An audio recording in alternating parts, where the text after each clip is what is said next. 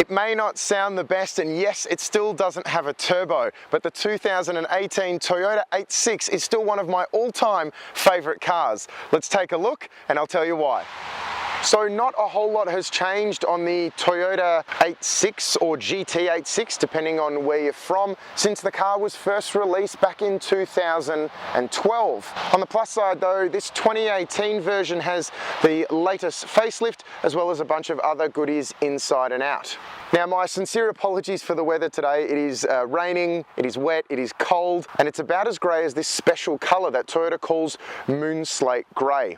We'll start at the front though, and you can see at the front end, we've got this reasonably aggressive front bumper.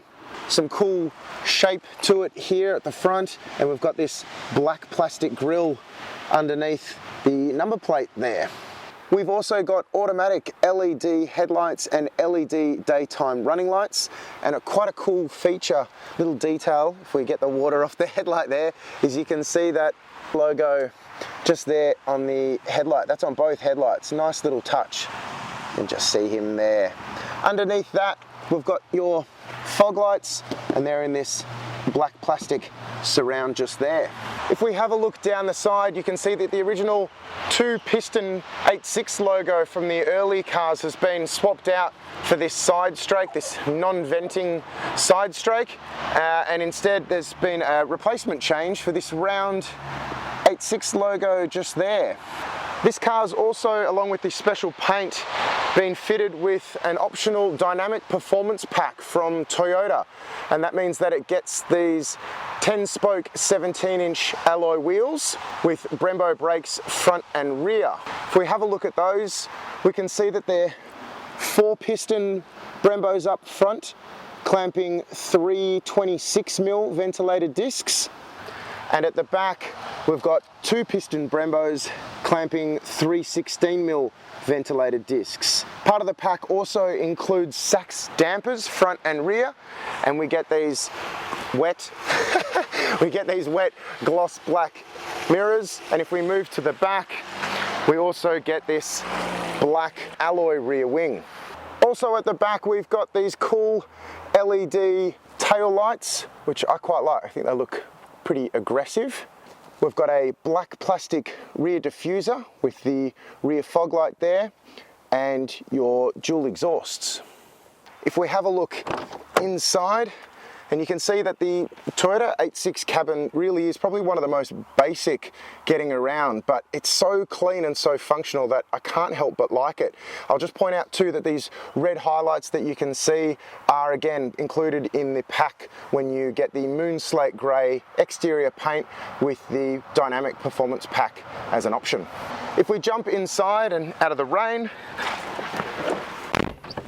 that's better. We can see this 362mm leather wrapped steering wheel here. Now it's all round, there's no flat bottom, and while it does have buttons on the steering wheel that you can see there, the entry-level GT, this car's based on a GTS, the entry-level GT doesn't have the buttons there. We can also see these sport seats with Alcantara centers and leather on the outer. And you can also see more red highlights on the headrest there. Now these are manually adjustable, but they're heated. Both driver and front passenger are heated, which in weather like we've got today is a nice bonus. You've also got this leather gear knob here for the 6-speed manual transmission, some red stitching on the boot there. It's nicely finished as well, and again more red stitching on the leather handbrake here. A nice touch that I really like is this material on the dash insert here. Now they call it Grand Lux, and it's sort of a suede-like material, and hopefully you can see this is also embroidered with Toyota and the 86 logo. I think it's a really nice touch. Now that material goes all the way along the passenger side of the dash. It's also on the doors that you can see there, the top part of the door, which feels really nice, and on the top part of the instrument binnacle up here, which again, I think it just adds to the interior. It's a nice touch, it feels good, and it looks good. There's also dual zone climate control, a push button start, auxiliary and USB inputs, a 6.1-inch touchscreen with satellite navigation, Bluetooth phone connectivity and audio streaming, a 6-speaker stereo, a rimless rear-view mirror, and a rear-view camera. Perhaps not to everybody's taste, you can see as well, that there is this faux carbon, there we go, if we get the light to hit it, this faux carbon look material around the surround for the power window switch. It's on both sides, driver and passenger, but there's not a whole lot of it, so we might just pretend and let that one slide a little bit. I also really love these little knee pads that you've got for both driver and passenger. It's one on the right near the door. There's also one on the sides of the center console. So on both sides of the center console there, you've got your knee pad, and again, same for the passenger on the door there. It just helps if you're driving around a racetrack, stop your knees from getting bruised, or if you're doing some drifting. A quick one too on these floor mats, because I do love a bit of branding. You can see that they're stamped with the 86 logo, and they've actually got a bit of detail in them, which is this sort of strange triangle shape that's mirrored in the rear fog light as well. Storage is fairly limited, I would say, in the 8.6. So in the doors, we've got these very narrow door pockets here, which will fit a drink bottle, but probably not much else. You've got a reasonable glove box. It's actually a little bit small, to be honest. It's not huge, but it'll fit a couple of things like a chamois and a beanie, for example. And in the center, I quite like this unit here. So normally this big open space has got this removable twin cup holder unit, but unfortunately that's missing from this car. And you can see the little nodules here, which is where you can adjust where your dual cup holders sit, which gives you a good storage space, and it means you can remove it if you're doing some track work. So it's quite clever. It's just that this car doesn't actually have it. Another thing I'm a big fan of is the instrument cluster here, and I'll just get this lit up so you can see. It's quite simple in its layout and straightforward, but I'm a really big fan of it because if we light it up, there we go. So you've got your slightly optimistic, shall we say, 260 km/h dash on the left-hand side. You've got your central white face tacho in the middle, which I like, and you've got your digital speedo there on the right-hand side. And then quite cool is on the right here again, you've got another digital readout here, and this display that currently just has your water temp, oil temp, and battery voltage, but we can scroll through to bring up your normal trip information if you want to cycle through that. But if we go across, we can also bring up a G meter, and there's a power and torque graph that you can bring up if you want to look at that. And you've also got a stopwatch, a lap timer, so you can record your laps. You can adjust your welcome screen, the little message, and you can also adjust your rev meter. So the standard red line on the car is 7,400 RPM. You can choose to adjust that higher or lower whenever you want your rev light and buzzer to go off, and you can select if you want the buzzer to go off or not. So quite a few different options, and that menu screen on the right hand side is all operated by this right hand fob here of buttons, and then on this side here you've got your controls for the stereo. But I really like that clean layout. I think it's really, really good. If we have a look in the back, and unfortunately this is a two-step process, so you've got to bring that forward and then manually slide the seat forward. But in the back, and I realize if you're buying a Toyota 8.6, you're probably unlikely to be too worried about rear seat space, but it's small, but you can fit actual human beings back here. And if you want to fit small ones, it's good to know that both back seats are actually ISOFIX compatible, so child seats can go in the back. There's not a lot in the way of cup holders. There is a small speaker each that you get to enjoy. There's no fold down center armrest or anything like that, so it's small, but I'd rather have back seats than have none at all. What is handy as well, if we reach the top release on this side and the release on this side, that whole backrest is one entire piece, and we can drop it down to expand the 8.6's 237 litre boot to the point that it will actually swallow 4 full-size wheels with tyres fitted. I've done it before, it is achievable, and that's pretty handy. Other than that though, there's no luggage hooks in the back, no 12-volt outlets, anything like that. Underneath the floor, all you're given is a puncture repair kit. No full-size spare tyre in there. So good luck with that. If we have a look under the bonnet, this is where we will find the Toyota 8.6's very much talked about naturally aspirated 2-litre FA20 4-cylinder boxer engine. Now with a fancy new red manifold with 152 kilowatts of power and 212 Newton meters of torque thanks to new intake and exhaust manifolds and a redesigned air intake. The engine still doesn't have a turbocharger hanging off the side of it, but it is now teamed to a new 4.3:1 final drive ratio instead of the old 4.1:1, and I'm telling you, believe it or not, it does make a difference out on the road. Speaking of which, let's go for a drive.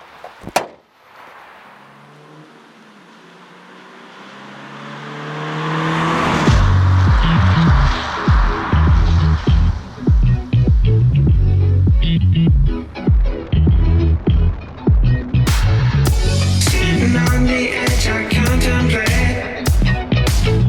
I feel the blood is running through my veins. Looking up and there, I see your face. I say, ooh, yeah, show me what it's all about.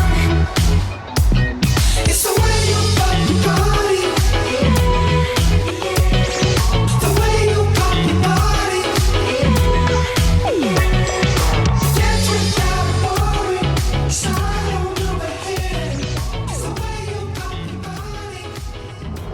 There's a whole bunch of reasons why I'm such a big fan of the Toyota 86, but let's start with the engine.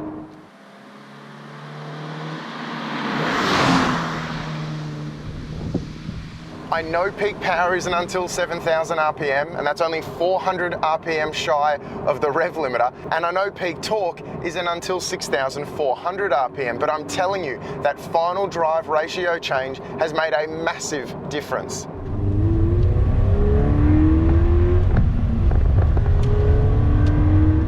If you've driven a 2012 or 2013 Toyota 86, you'll know about that dead hole below 4,000 RPM, where basically not a lot happens. You've really got to get it up between 4,000 or 6,000 RPM for the engine to start doing anything. Well, that is completely different now. You've got really good torque below 3,000 RPM, and from 3,000 RPM onwards, it's already picking up. It's more eager, it's more keen, it's much, much better.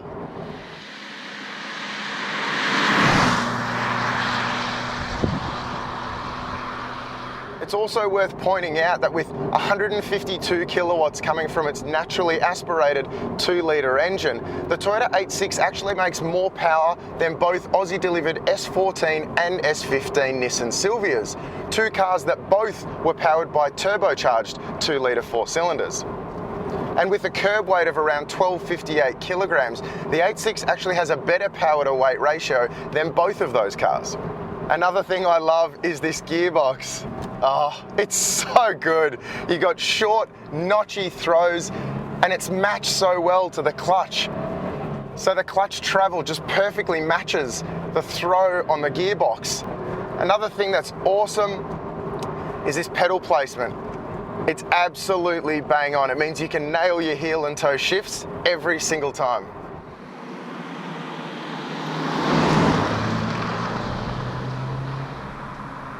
Something I've always liked about the Toyota 86 is its ride handling balance. And although every single Toyota 86, whether it's an entry-level GT or a top-spec GTS, comes with a mechanical Torsen limited slip rear differential, the two things I always thought I would change if I bought one of these cars would be the brakes and maybe tweak the suspension.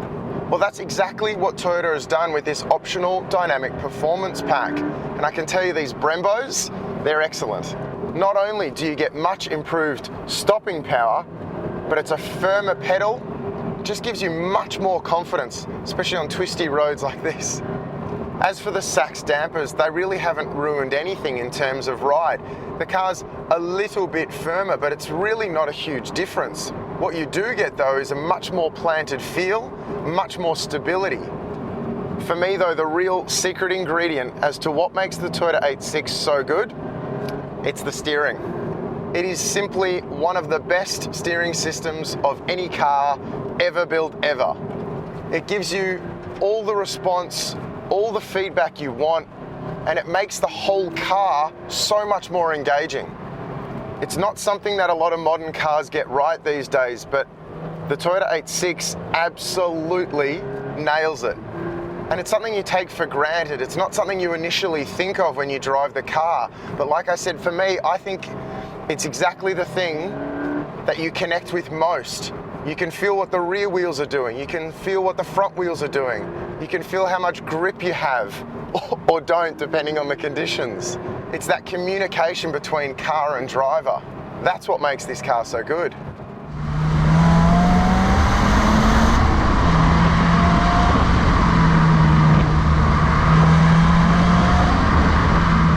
What do I love most about the Toyota 86 though? That's easy.